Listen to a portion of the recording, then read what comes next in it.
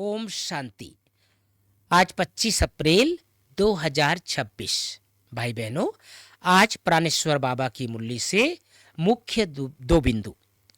पहला, कोई पूछते हैं, क्या पूछते हैं, यह कैसे माने कि परमात्मा आते हैं। तो उन्हों को समझाना है, भगवान स्वयं बता रहे हैं कि कैसे समझाए लोगों को कि भगवान आते हैं। तो उन्हों को क्या समझाना है कि सब पुकारते हैं, हे पतित पावन आओ। अब वह है निराकार, उनको अपना शरीर तो है नहीं, आना भी है पतित दुनिया में, पावन दुनिया में तो नहीं आएंगे ना। ऐसे समझाना चाहिए। यह भी समझाना है कि परमात्मा इतना छोटा है जैसे आत्मा छोटी है, परंतु वह है मनुष्य सृष्टि का बीज रूप नालेज फूल है ना। भगवान कौन है? बीज रूप है और नालेज फूल है। आज की मुरली से दूसरी बिंदु, ब्रह्मा सरस्वती को तो बुलाते नहीं हैं, पुकारते हैं निराकार परमात्मा को।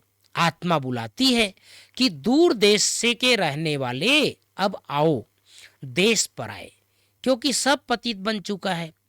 मैं भी आऊंगा तब, भगवान कब आते हैं?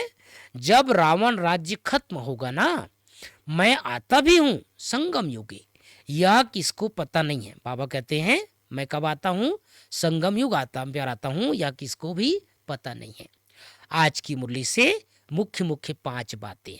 गीत बजा है, तुम ही हो माता पिता तुम ही हो। पहली बात, मीठे बच्चे, बाप दूर देश से आए हैं तुम बच्चों के लिए नया राज्य स्थापन करने। तुम अभी स्वर्ग के लायक बन रहे हो। दूसरी बात, प्रश्न है, जिन बच्चों का शिव बाबा में अटूट निश्चय है उसकी निशानी क्या होगी? उत्तर है, वह आंख बंद करके बाबा की श्रीमत पर चलते रहेंगे। जो आज्ञा मिले कभी ख्याल में भी नहीं आएगा इसमें कुछ नुकसान न हो जाए, क्योंकि ऐसे निश्चय बुद्धि बच्चों का रिस्पॉन्सिबल बाप है। उन्हें निश्चय का बल मिल जाता है, अवस्था अडोल और अचल हो जाती है। आज की मुरली से तीसरी बात, सर्विस में हड्डियां देनी है, किसी भी बात में संशय नहीं उठाना है। उनको सर्विस से सुख देना है, सबको सर्विस से सुख देना है और किसी को भी दुख नहीं देना है। बाबा कहते हैं निश्चय के बल से अपनी अवस्था को अडोल बनाना है। जो श्रीमत मिलती है उसमें कल्याण समाया हुआ है, क्योंकि रेस्पॉन्सिबल बाप है, इसलिए फिकर नहीं करना है।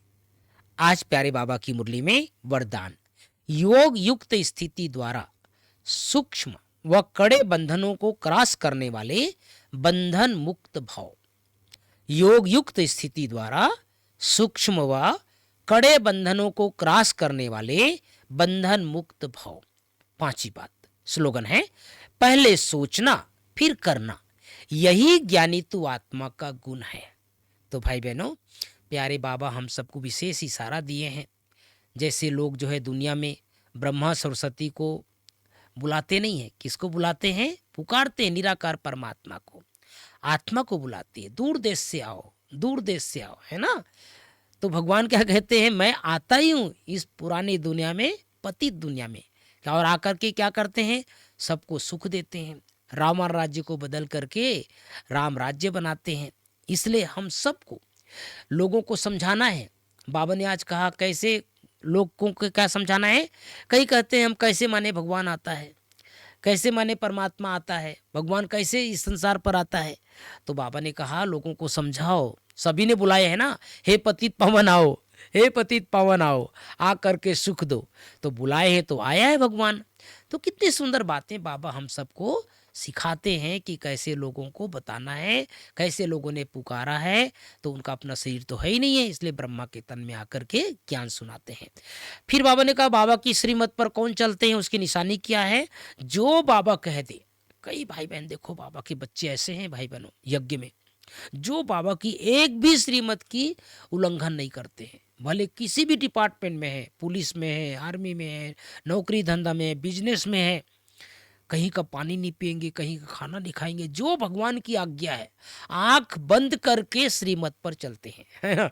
कुछ दिन पहले बाबा ने बोला था, कई लोगों ने प्रतिज्ञा किया हुआ है हम श्रीमत पर नहीं चलेंगे, लेकिन आज बाबा ने बोला कई बच्चे ऐसे हैं जो आंख बंद करके निश्चय कर लेते हैं कि जो बाबा की आज्ञा है, जो बाबा की श्रीमत पर है, श्रीमत मिली है, उस पर हमें चलते रहना है।